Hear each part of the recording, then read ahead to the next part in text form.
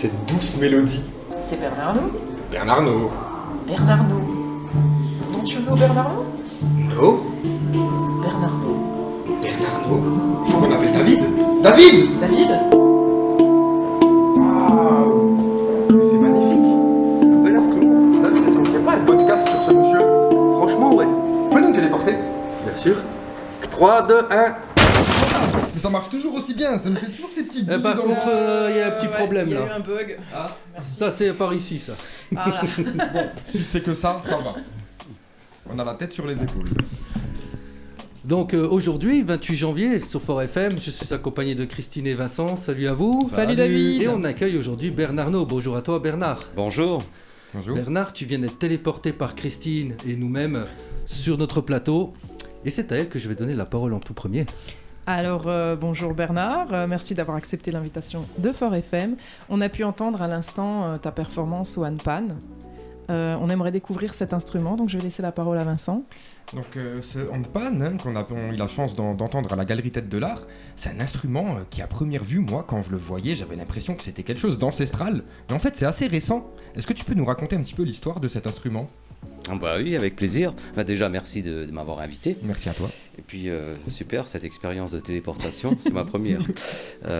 Oui, donc le handpan, ben non, c'est pas ancestral. Ça date, il a été inventé en 2000. D'accord. Donc c'est tout récent, donc il y a 23 ans. Et ça a été inventé en Suisse. Par donc, Félix Rohner et Sabrina Scherer. Donc Panard, c'est le nom. Et ils l'ont inventé en 2000 et eux-mêmes, ils se sont inspirés des styles de Rome. Et les styles de Rome, c'est ce qui existe déjà depuis les années 40, il me semble à peu près. Et ça vient de Trinité, Bogota, il me semble, c'est dans les Caraïbes.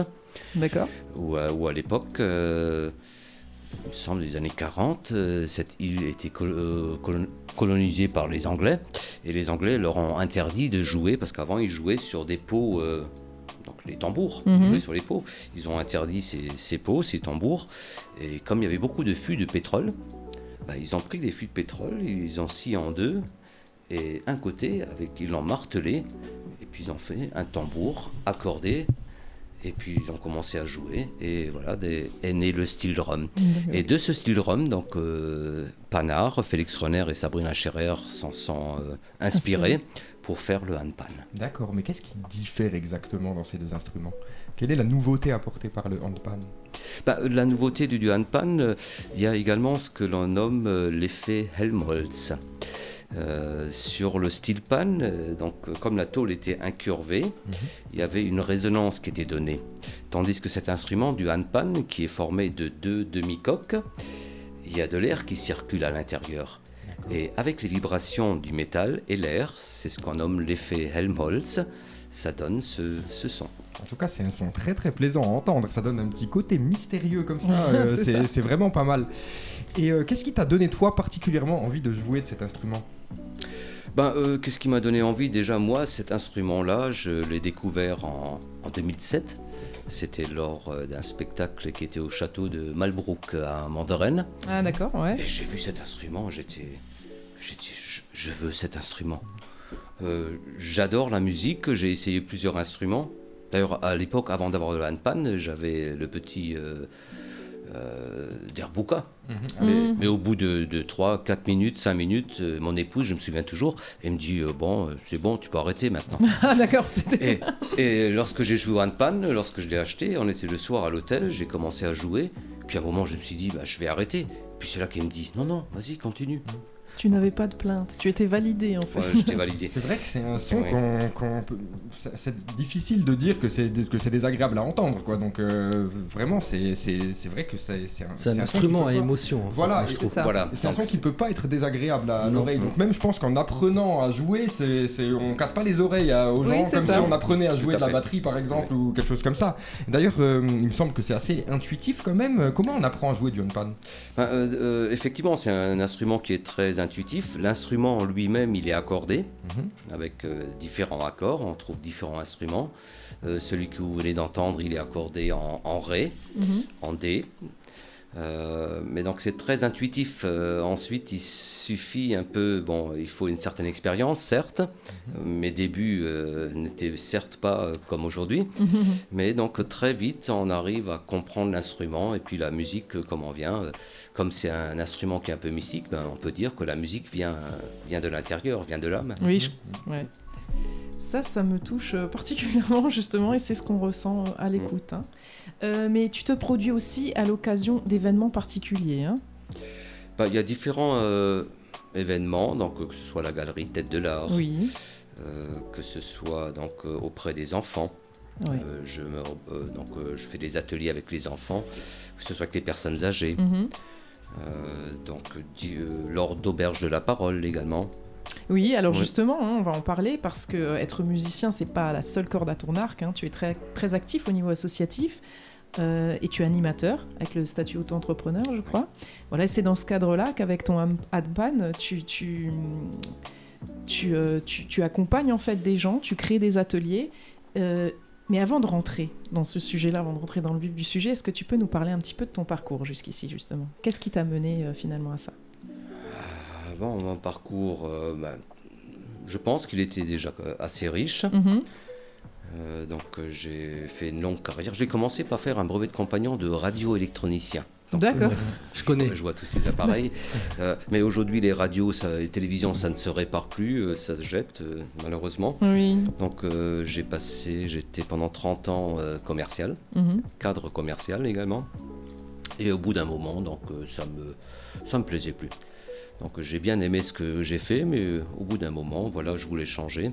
Et comme j'avais toujours un peu une âme d'animateur, je me suis reconverti. Donc j'ai suivi un parcours à l'IRTS de Nancy. Ouais. J'ai fait un BPGEPS en tant qu'animateur social. Et puis c'est parti. Donc aujourd'hui, je suis animateur dans un EHPAD également. Ensuite, je reviens en arrière, donc j'ai créé différentes associations également, un groupement d'associations notamment sur Eutin, une association qui s'appelle l'Écho des Coucous. J'ai fait du théâtre moi-même avec des enfants. Oui, tu interviens en fait avec l'association Savoir-être et Vivre Ensemble, dite SEV, pour intervenir dans les écoles aussi, pour proposer différents ateliers. Oui. Et le théâtre, c'est avec le centre d'accueil des demandeurs d'asile, le CADA, on dit. Oui, le CADA, oui. Donc là pour laquelle tu dispenses des cours de théâtre en fait. Oui, des ateliers d'expression par le théâtre. Donc là, ça s'adresse aux enfants, donc les petits, les moyens. À savoir que ces enfants, ils viennent d'endroits, ils ont quand même une histoire, donc avec différents conflits, que ce soit la guerre. Et puis, quelque part, l'objectif lors de ces ateliers, c'est de leur faire retrouver un peu confiance en eux et changer les idées. D'extérioriser aussi peut-être certaines choses, tout à fait, de pouvoir exprimer. Ouais. C'est très bien, c'est une très bonne initiative. Et justement, donc tu en parlais, l'Écho des Coucous, l'association dont tu es le président. Oui. Donc ce que vous organisez, ce sont les auberges de la parole. Oui. Donc où chacun est invité à pouvoir s'exprimer aussi. Tu peux nous en parler un petit peu plus ? Oui, l'Écho des Coucous. D'ailleurs, là, à l'heure où on en parle, donc j'ai mes collègues qui ont une représentation au centre social du Vennec à Saint-Avold, où ils ont un spectacle Les 1001 nuits. Donc il y a le conteur Serge Lally et le musicien Zaki Ambly. Donc je leur tiens les pouces pour aujourd'hui. Oui, donc l'Écho des Coucous, nous avons créé cette association il y a maintenant 10 ans. D'accord. Et nous organisons régulièrement des auberges de la parole. Alors les auberges de la parole, ce n'est rien de nouveau, on remet ça un peu au goût du jour, c'est un peu comme à l'époque les veillées autour d'un feu. Oui, voilà, c'est l'esprit veillé, ouais. L'esprit veillé. Et le principe, nous avons un chapeau, donc toutes les personnes qui veulent dire quelque chose, une poésie, une blague, raconter quelque chose, voire même un coup de gueule ou jouer un morceau de musique, ils mettent leur nom dans le chapeau. La soirée se passe, nous sommes assis en cercle également. Et puis à tour de rôle, il y a des animations également, par le conteur, par des musiciens. Et à tour de rôle, on tire les noms du chapeau et donc ça crée à chaque fois une certaine magie, un spectacle en lui-même. Mais donc il y a un mot d'ordre on ne se prend pas au sérieux. On ne se prend Donc pas au sérieux. c'est le principe un peu d'une scène ouverte, mais en plus large, Oui. quoi, où on peut vraiment juste venir dire quelque chose. Tout à fait ouvert aux amateurs. Et Donc, c'est ouvert à tout le monde alors. ouvert à tout le monde. Oui, et puis D'accord, le support, enfin, ce qu'on vient proposer, il n'y a pas de limite non plus. C'est-à-dire que c'est pas que du chant ou que déclamer, mais on peut aussi venir hurler quelque chose, Oui, venir, oui, voilà. tout à fait, C'est tout vraiment, à fait. ouais, c'est très ouvert. Et ça se passe où, au cas où nos auditeurs auraient envie de venir hurler quelque chose? Ça se passe sur Eutin, Mhm. à 2 reprises également en partenariat avec le Jardin de la Rêverie à Styrin-Mandel. D'accord. Il y a également, on était en partenariat avec Renard à Plume. Le renard à plume, oui. Oui. Donc, mais en général, nous avons minimum 3 auberges dans l'année, 2 qui se passent à Eutin, voire 3, et donc d'autres auberges en partenariat avec d'autres associations. Et comment on peut se tenir au courant des sessions qui ont lieu? Il existe une page Facebook, également, oui, qui n'est pas forcément un jour, mais en général, lorsqu'il y a une manifestation, donc il y a l'événement, il est créé. Il est quand même, ouais, il est relayé. Oui, tout à fait. On va faire apparaître tout ça à l'écran, Oui. toutes les références que tu viens de donner, également en description de la vidéo. Oui, voilà, parce que je trouve ça très intéressant. J'ai même à titre personnel, je suis bien, j'ai bien envie de participer, donc pourquoi pas. Donc le moins qu'on puisse dire, Bernard, c'est que tu n'aies pas peur d'entreprendre. J'imagine qu'il faut une volonté de faire pour mener tout ça.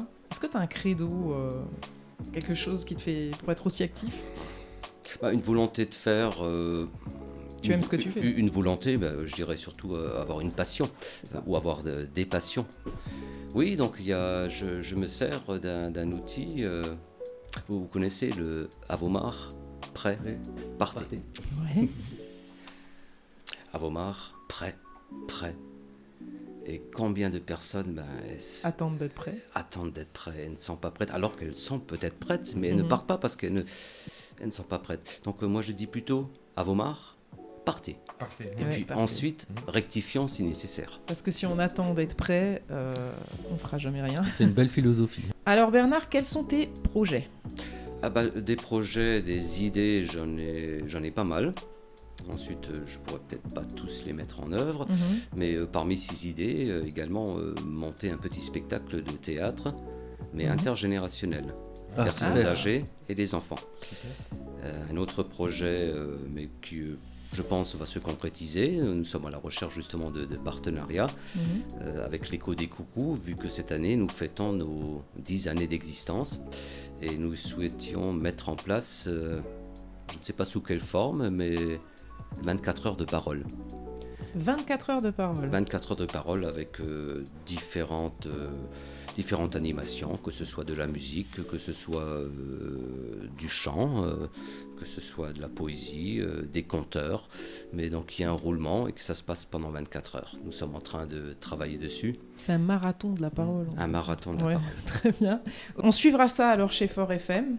Merci Bernard encore d'avoir accepté notre invitation. Merci d'avoir pris le risque de te téléporter aussi. Merci C'est à toujours vous, un et puis, risque, je ne commande rien. Merci à toi Bernard, merci aussi à Christine et à Vincent. Merci David. Et à bientôt à nos Merci auditeurs à vous. de Fort FM. N'oubliez pas de vous abonner. Abonnez-vous. de lâcher un petit Abonnez-vous, pouce. on en a besoin. Activez la cloche. Merci. À bientôt. À bientôt.